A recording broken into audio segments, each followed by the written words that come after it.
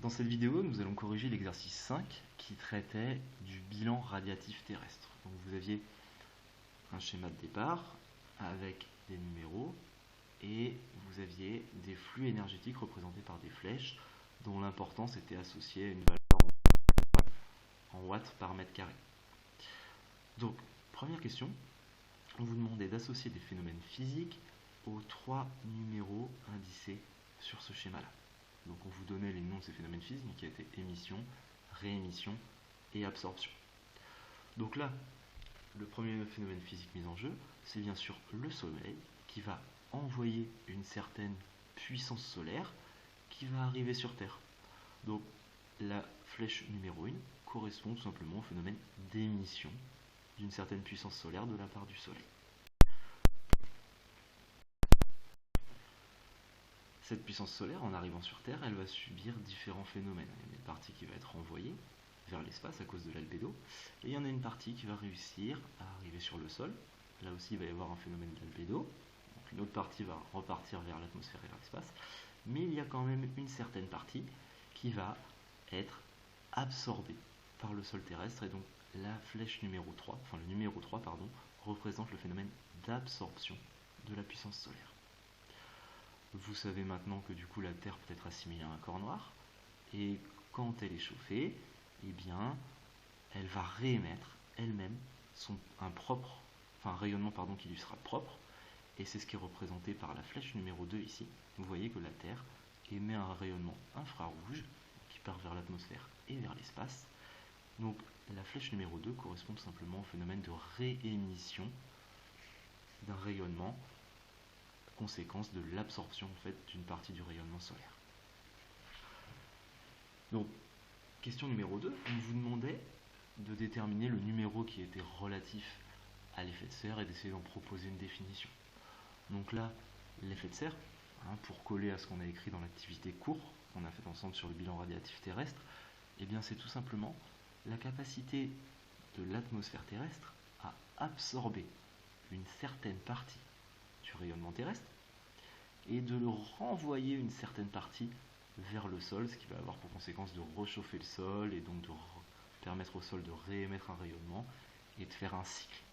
Donc les flèches relatives, parce qu'il n'y en a pas qu'une, à l'effet de serre, ça va être la flèche numéro 2 ainsi que toutes les flèches en orange sur votre schéma, d'accord, qui vont traduire le fait qu'il va y avoir une certaine partie de la puissance solaire qui va être absorbée, de la puissance terrestre, pardon, qui va être absorbée par l'atmosphère et renvoyée vers le sol.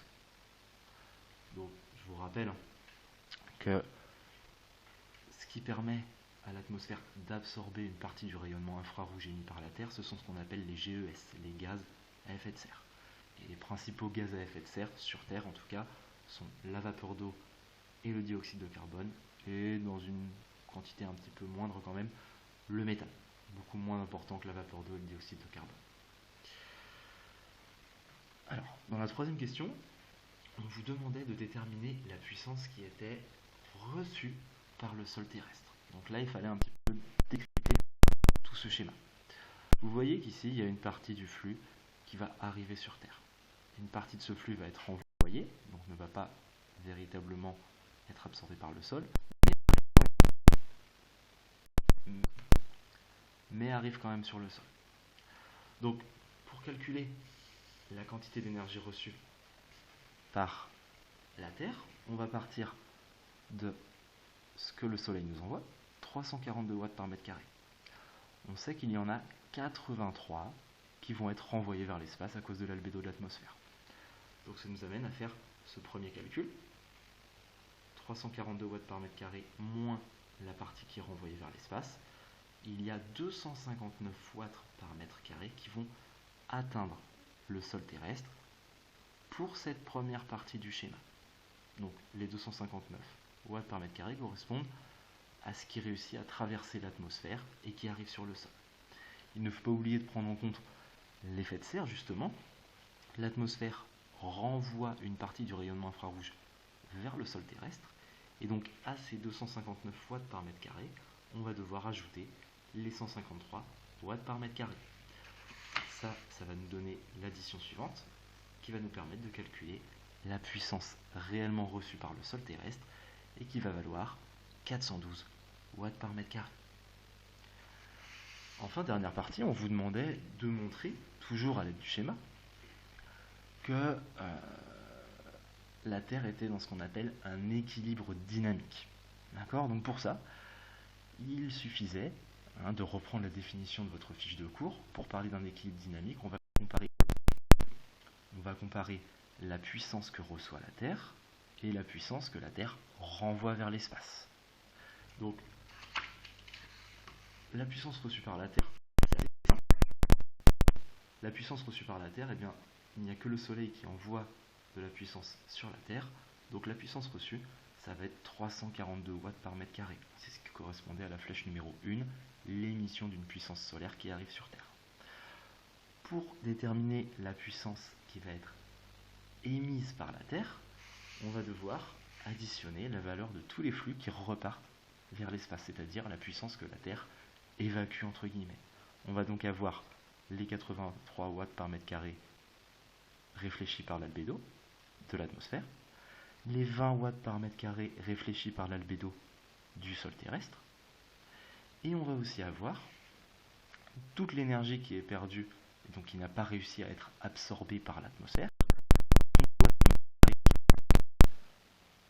les 32 watts par mètre carré qui vont directement partir de la Terre et aller vers l'espace. Donc ça, c'est un rayonnement infrarouge directement perdu, que l'atmosphère n'a pas réussi à absorber.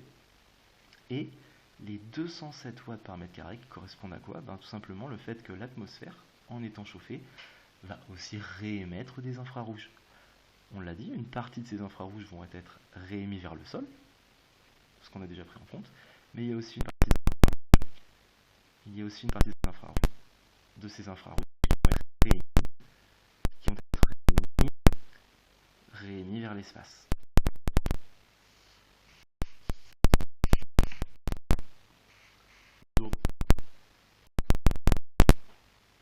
Donc pour calculer la puissance émise par la Terre, eh bien je vais additionner la puissance renvoyée par l'albédo de l'atmosphère de la Terre, ainsi que la puissance qui va être perdue ou réémise par l'effet de serre. Les 207 watts par mètre carré plus les 32 watts par mètre carré qui ne sont pas absorbés par l'atmosphère terrestre. On retombe sur 300.